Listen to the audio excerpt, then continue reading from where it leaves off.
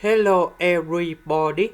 So today I want to talk about calculus, the topic that is about limit. So now I want to show you how to answer. Negative 3x. We can put negative 5x plus 2x. So this one we have 5 multiplied by number 2. This one that is about 5 to the power of 2. So we can do about factorization by s. This one by number 2. This one that is about identities. Now we can do another factorization by s minus number 5, and we have like this. So we need to simplify s minus number 5 on numerator and denominator.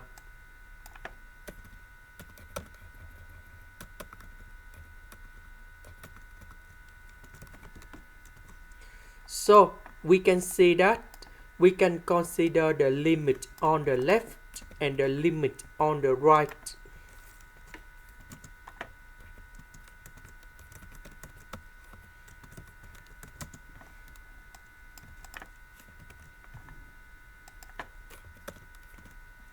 So on the left, we put number 5 gone here. So 5 plus number 2, we have number 7.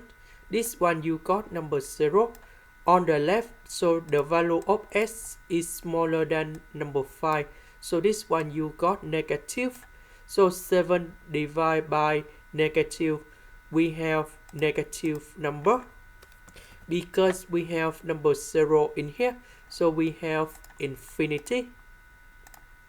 This one opposite, s is greater than number 5 on the right.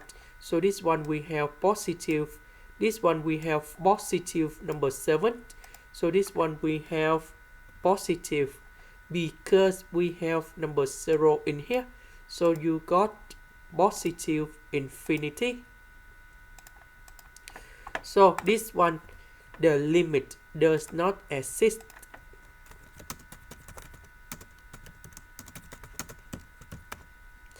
This is the end. Thank you for watching.